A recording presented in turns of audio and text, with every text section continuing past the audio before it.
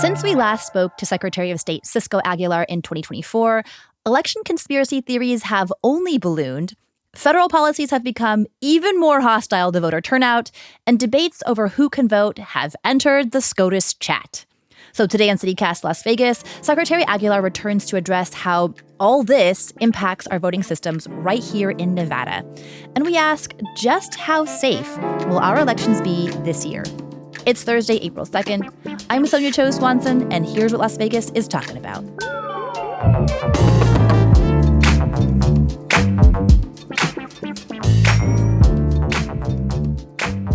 Secretary Aguilar, or Cisco, as you said, I can call you in this conversation. Thank you so much for being here. Absolutely. Thank you for having me. Excited to be back. Likewise, we're glad to have you because, as I mentioned in the intro, a lot's been going on. And one thing that comes to mind, so Nevada voters are currently facing the prospect of two different voter ID laws, one at the state level, one at the federal level. Neither is passed yet, but can you maybe explain the similarities and differences between the two? Yeah, one is actually a ballot initiative here in Nevada. Voters passed it in 2024. It's on the ballot again in 2026. After, if it passes in 26, it'll go to the legislature for the legislature to pass the final legislation, and then it will be sent to the Secretary of State's office for implementation. On the federal level with the SAFE Act, it was, I think, a red herring a bit. Because the president knew that voter ID was popular among both Republicans and Democrats, and he wanted to use it as a distraction to all the other bad things that were in the SAVE Act. Interesting. And just to interject, the Nevada voter ID law was wildly popular in the state. Yes. I think 73% of the vote. It was interesting because even if you break it down by precincts and you look at certain precincts throughout the city and throughout the state, it was some of our most vulnerable communities that passed it at the highest levels. And it was shocking to me that occurred. And so I think it's coming down the pipeline. I think I heard recently that polling said it's at an 80% approval rating. And it's just a solution to a problem that doesn't exist. Nevada runs some of the safest, most secure and accessible elections in the country. Fraud is not an issue. We have identifiers in the process. Every voter that votes in Nevada is registered to vote by proving identity. Identity is proven with the picture ID. So when you register to vote, there is photo ID in the process. And then our elections are safe and secure. When you show up at a polling location, you are verified as a voter. If your signature fails to match the signature on file, then you have to go to a secondary ID. It's the same with mail ballots. If you use your signature fails to match what's on file, you go to a signature review of a bipartisan group of folks. You have a Republican and a Democrat looking at that signature. And if they can't agree that the signature matches, it goes into signature verification for the county to verify that that voter actually voted that ballot. So there are safeguards in place to ensure that our elections are safe and secure. I guess if fraud isn't a problem, then why do you think it's so popular? Like, how do you square that circle? I think it's just people have become accustomed to having an ID for various activities throughout their life. The one analogy I always hear is if you need an ID to buy beer, why don't you need one to vote, right? That drives me absolutely crazy when I hear people say that. Because buying a beer, yes, we all enjoy a beer. I like to drink beer. Yes, I have to show ID to prove my age. Cisco, you get carded, really? Yeah, I was just going to say, as I get older, that's happening less and less and less. Okay. But the challenge is, that is not a fundamental right guaranteed in the Constitution. Our right to vote is guaranteed in the Constitution. And to put an additional layer or burden on that activity is just wrong. And to relate buying beer to voting makes my head pop off because they're not two and the same. One's maybe a little more important. I'll leave it up to our listeners to decide which one it is. But I think coming back to the SAVE Act, though, the SAVE Act puts more restrictions on voting than the state level proposed law does. Can you explain what those restrictions are? Yeah, it has to do with voter registration, right? Is having voters prove in person who they are before they are qualified to vote. And also to showing it's proof of citizenship is, the issue that is really coming up. It's documented, it's DPOC. So that DPOC requires somebody to show up at a local county office, showing their birth certificate, showing their driver's license to prove that they are a United States citizen. That's the whole point of this.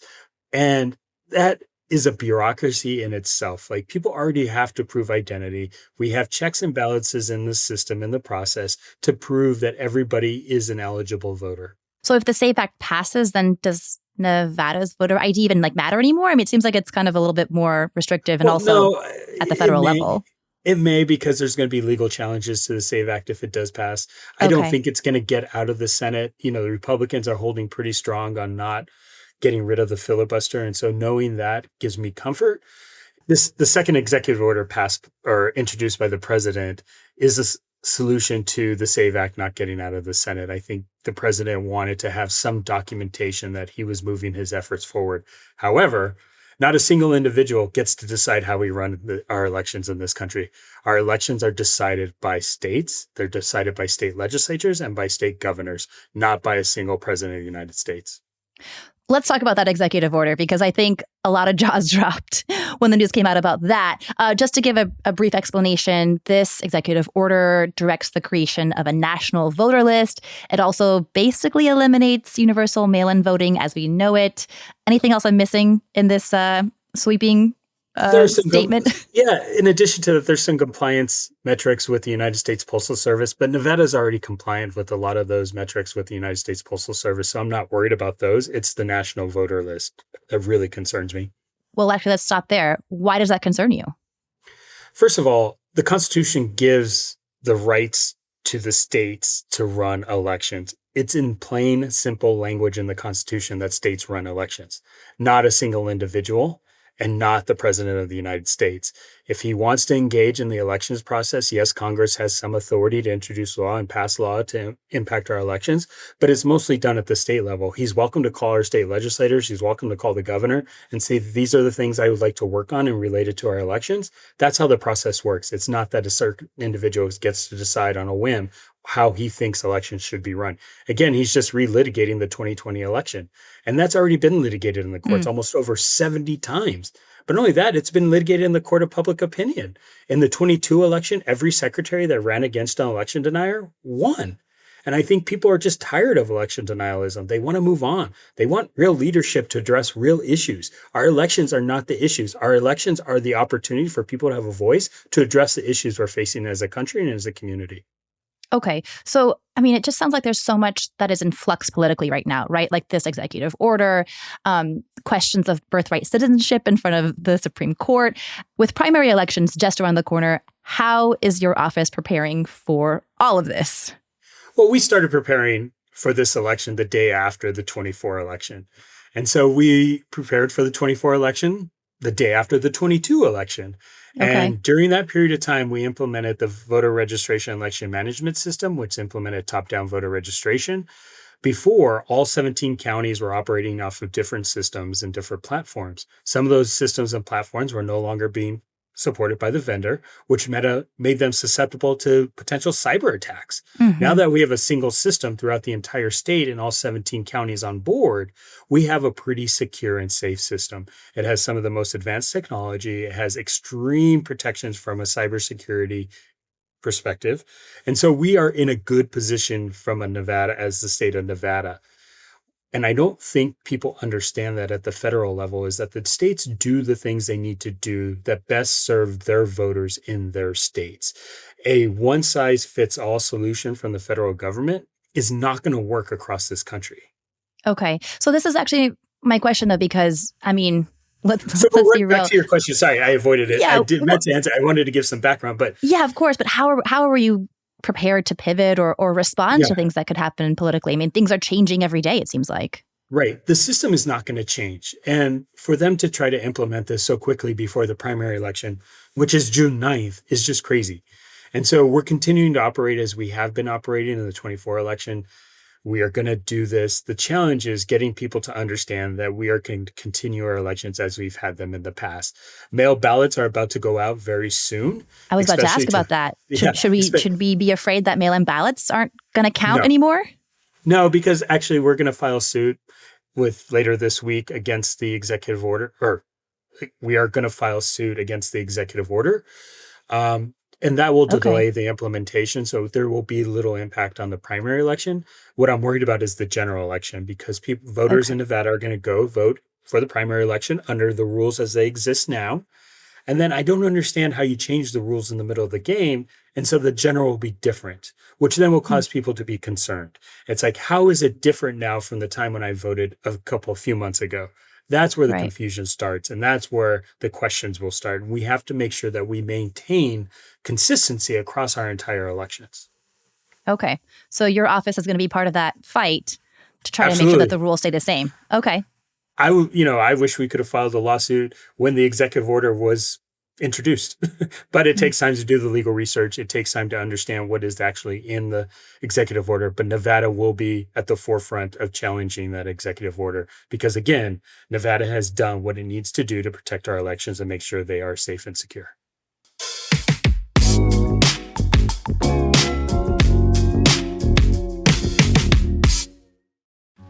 Hi, CityCast listeners. This is David Plotz. I'm the CEO of CityCast, but I also have another job. I'm one of the hosts of the Political Gabfest, Slate's politics podcast. Every week, I get on mic with my co-hosts Emily Bazelon and John Dickerson, and we talk about politics and a lot more about other things that we care about. The Gabfest has been going for more than 20 years because the three of us love talking to each other, and we have an amazing community of listeners. If you like the open-hearted, curious way CityCast approaches cities, I think you'll like the Political Gabfest too. Stream it on YouTube or wherever you get your podcast. Let's shift gears a little bit and talk about election workers because, conspiracy theories have shown no signs of slowing down. Election workers have been harassed, they've been threatened. And we've also seen a brain drain, I think, of election officials, election workers, volunteers, crucial volunteers. So are you worried about this exodus of experienced, qualified election officials and volunteers who are frankly afraid for their lives in Nevada?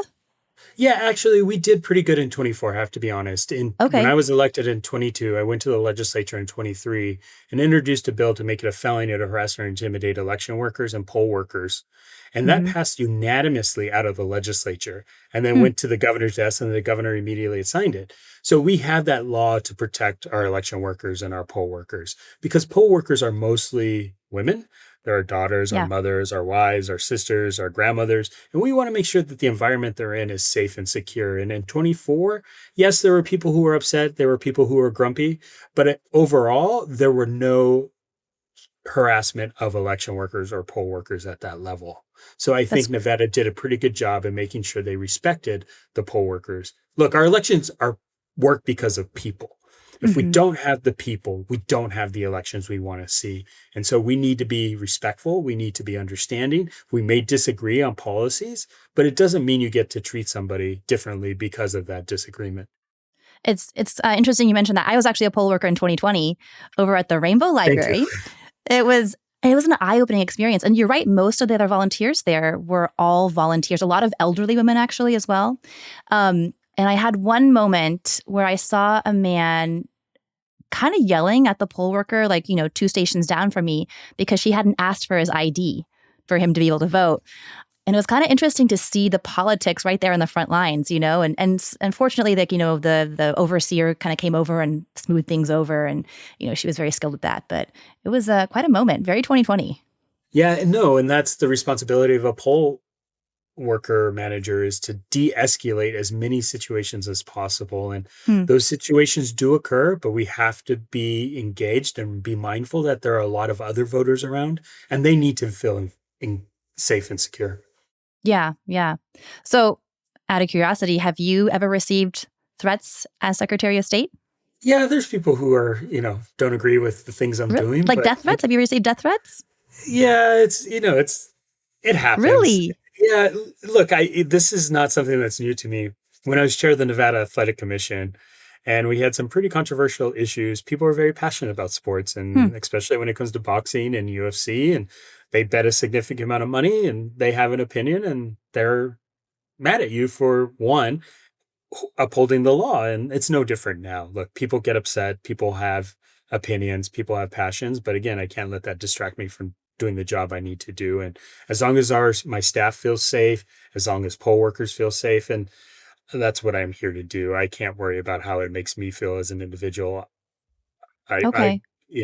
Yes, it is concerning. And some of my fellow secretaries across the country have worse situations than I've had. And so I'm grateful for the fact that I haven't gone to the level that those other secretaries have experienced. Again, it goes back to the executive order as well, is the criminal penalties in that executive order. We have election workers in my office who've been doing the job for quite a while. The elections deputy, Mark Velashin, is incredible at his job. He loves his job. He's a retired Marine. He served in the Marines for 20 years. He understands what it means to sacrifice and serve. And he sees this as another opportunity to serve his fellow American. And for him to experience and see some of the things he's seen, that breaks my heart. And with this executive order, adding criminal penalties to elections officials for something that may not have happened under their watch, or may have happened because an error was made along the way somehow, some way, which is far and few between, that makes me nervous because, you're a government worker. It's not like they're making significant amount of money. And to know that you could suffer a criminal penalty. They're not in it to win the big cashier, no. Right. And it was like when, our former U.S. attorney here in Nevada said that she was going to open an investigation onto elections officials and charge them criminally. That made them uncomfortable because they don't have resources. And in the state of Nevada, the state wouldn't defend you if you were charged criminally. They would have to pay for that out of pocket. And that's another issue and concern. And you don't want to see people, especially people with families, young children, come to job, deal with the stress of the job, and then deal with the stress of potentially facing something that may not be true. I'm also curious about the current administration's threats to maybe send, say, ICE agents to the polls this fall. If that happens, what's your move? We have several, and we're working on those. One is making sure that we're working with county management. We're working with the local sheriff to say, okay, if this does occur, how are we going to respond? What is our plan? Again, we cannot overreact. We have to react in a very stable and non-chaotic way because we have to maintain the confidence of the voters. We have to maintain decorum at the polling locations. But if they're going to make an effort to show up and intimidate, there are ways we are going to deal with this. And that not only includes, working with county management, working with the sheriff, but it's also too, there's a legal approach. We are in the process of drafting, legal documents to be able to file on a moment's notice to get an injunction from a judge to remove them from the polling locations. Again, it's a felony. Who would remove them? Was it with our sheriffs? Yeah, it would come down to local jurisdictions. Okay. Yeah. All right. Interesting. But again, you hope this is all just a conversation and not real action. You can't get a direct answer from the administration. You have one administration member saying one thing, and then you have another administration member not confirming or unwilling to address it. And it's just like that chaos within the administration is not what Americans or Nevadans want. They want leadership. This is a total lack of leadership because nobody knows what the other is doing, which is then creating chaos and confusion, which then leads to a lack of confidence. And so the states have to be the ones to stand up strong and say, okay, this is how our elections are going to work. This is what we're doing, but we're situation planning for every opportunity that we may know may come up or may not. We, as the chief elections officer, it's my job to plan, it's my job to analyze, and it's my job to figure out how we're going to execute. Is there anything else that you're, I guess, looking, I shouldn't say looking forward to, because you're not excited about it.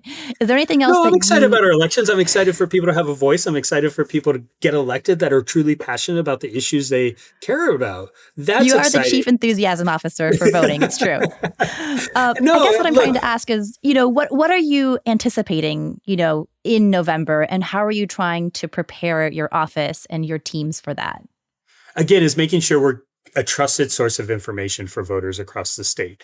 Is if a voter has a question, they can call the office, they can reach out and say, this is my concern. How are we going to deal about this? And we have a response where they feel comfortable to know that they can participate safely.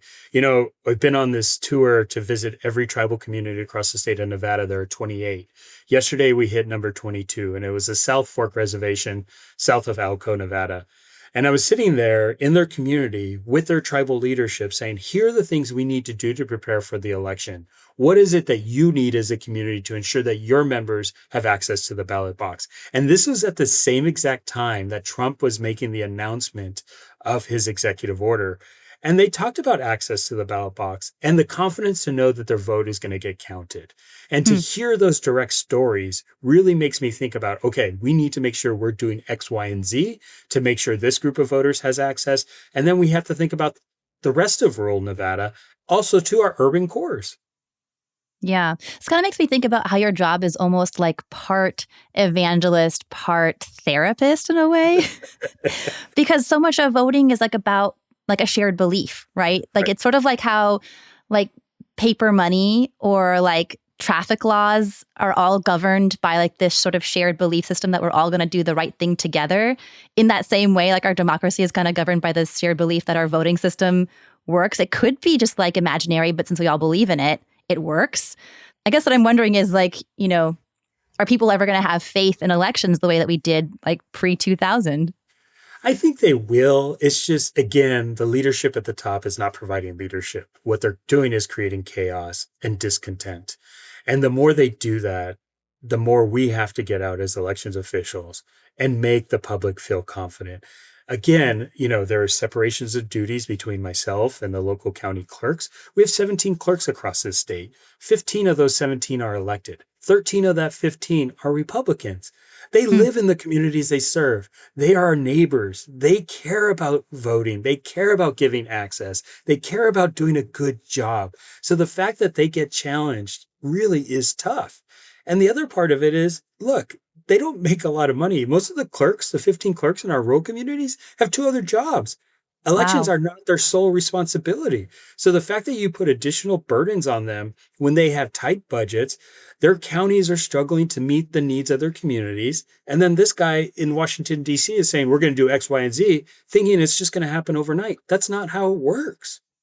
So what's the answer then? Our clerks have to kind of go door to door and say, hi, I'm real. Like, I care about you. Well, they have to be more engaged, and they have to give the confidence to the voter that the system works. The system's designed to be safe and secure. We are, constantly reviewing our voter rolls to make sure they are up to date and that only eligible voters are on those rolls. And we continue to do the work every day, and it's not fun when somebody's constantly challenging. They have no room for error. Imagine having a job. It's not like a weatherman. This is a job where you have no room for error, because if you make an error... Some weathermen would disagree. Their jobs are hard too. They are, but if you held a weatherman accountable for predicting the weather, they would have a tough life.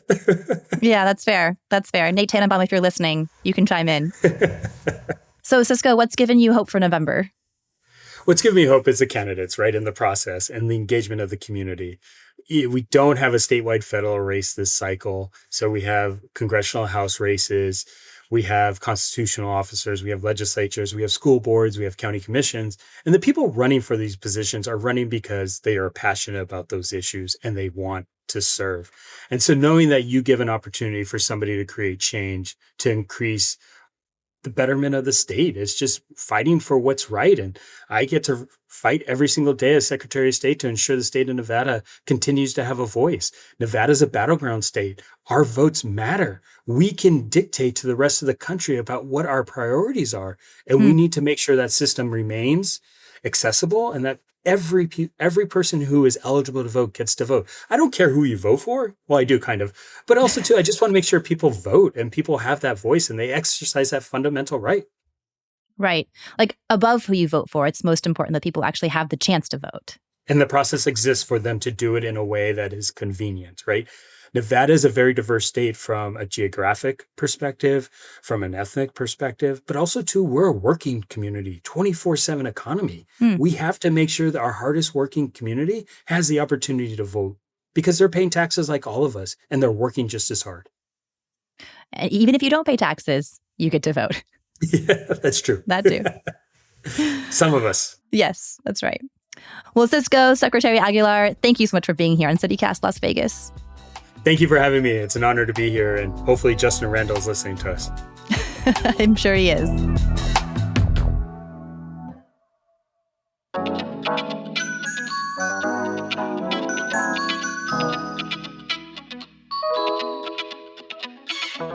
And that's all for today here on CityCast Las Vegas. If you enjoyed the show, go tell a friend, rate the show, leave us a review, and subscribe to our morning newsletter.